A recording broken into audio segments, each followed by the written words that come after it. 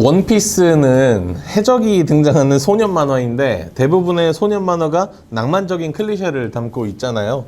어글리밤이라는 브랜드가 말하고자 하는 키워드가 낭만과 모험인 만큼 특히나 우리에게 원피스는 중요한 작품입니다. 첫 번째로 어글리밤은 원래 동네 친구들이 만든 술 모임인데요. 그 술 모임에 어떤 명함을 만들었습니다. 서로가 다 대장을 하고 싶어 해서 명함에는 직함을 이렇게 새겼어요. 친구 1은 보스, 친구 2는 리더, 친구 3은 치프, 그리고 저는 캡틴이었습니다. 두 번째로 2019년인가 2020년이었던 것 같은데요. 어글리밤이라는 브랜드를 생각했을 때 떠오르는 키워드를 주변 사람들에게 물어봤습니다. 모험, 낭만, 사랑, 항해, 친구, 이런 것들이 많이 나왔는데요. 브랜딩이 뭔지 몰랐을 때도 브랜딩 잘 했던 것 같고요.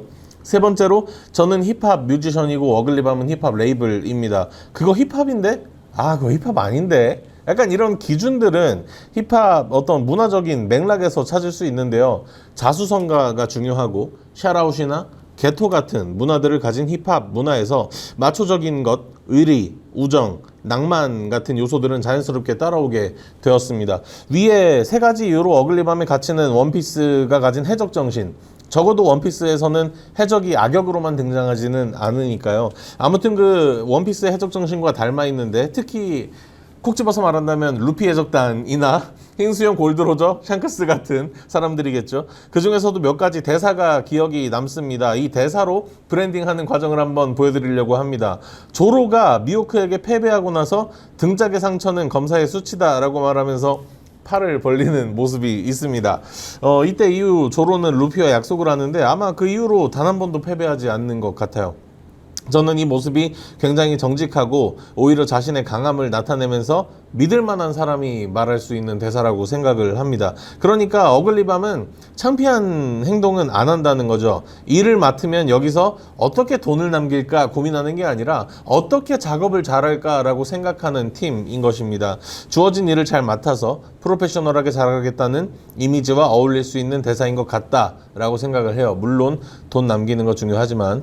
다음으로는 짤로 유명한 조로의 아무 일도 없었다 인데요. 네, 간무 일도 없었다라고도 불리는데 브랜딩을 할 때는 유치할 만큼 디테일에 집착하는 것이 도움이 됩니다. 가령 어글리밤과 함께 어울릴 만한 사람을 찾을 때 그것이 타겟이 될 수도 있고요. 어떤 페르소나일 수도 있고요. 우리가 가진 어떤 세계관에서 활동하는 사람의 모습이 될 수도 있겠죠. 그런 사람을 찾을 때 인스타그램 스토리에 어떤 멋있고 예쁜 장소나 음식을 올렸을 때 누군가 스토리 답장으로 여기 어디야? 알려줘 라고 했을 때 쿨하게 알려주는 사람이 있고요. 비밀이라고 하는 사람들이 있을 겁니다. 어글리밤은 비밀이라고 하는 사람들과 어울릴 수 없어요.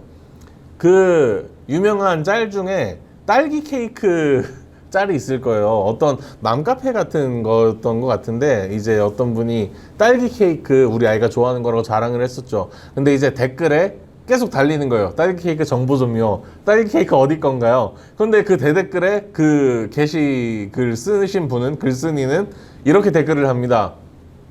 서울까지 나와서 사온 거예요. 서울까지 나와서 사온 거예요. 서울까지 나와서 사온 거예요. 이런 댓글만 달더라고요. 이런 분은 어글리밤과 함께 할 수 없다. 이것이 저의 결론이고요. 또 저는 동료들의 사소한 실수에는 잔소리도 하고 혼도 내고 하지만 큰 실수를 한다면 관대해질 때가 있습니다. 제 사비를 들여서 이 상황을 수습을 한 적도 있고요. 조로에 아무 일도 없었다는 이런 관대함과 큰 그릇이라는 성질과 닮아 있다고 생각을 합니다. 사람으로 치면 스윙스나 백종원 같은 사람이 될 거라고 저는 생각을 하는데요. 실제로 제가 5월 30일에 서울에서 강의를 하면서 했던 말이에요. 이런 대사들, 이런 사람들 스스로 내가 레퍼런스 삼을 수 있냐? 라고 생각할 만한 어떤 나에 대한 분석이 굉장히 중요하다라고 말을 했습니다.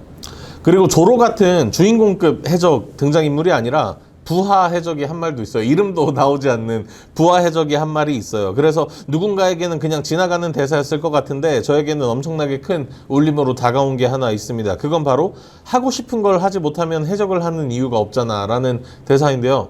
문장만 봐도 어떤 내용인지 감이 잡히실 것 같아요. 어글리밤은 하고 싶은 일을 하면서 살고 싶은 곳에서 사는 삶의 방식을 지향하고 응원하는 브랜드잖아요. 정확히 일치하는 대사가 나오길래 깜짝 놀란 적이 있습니다.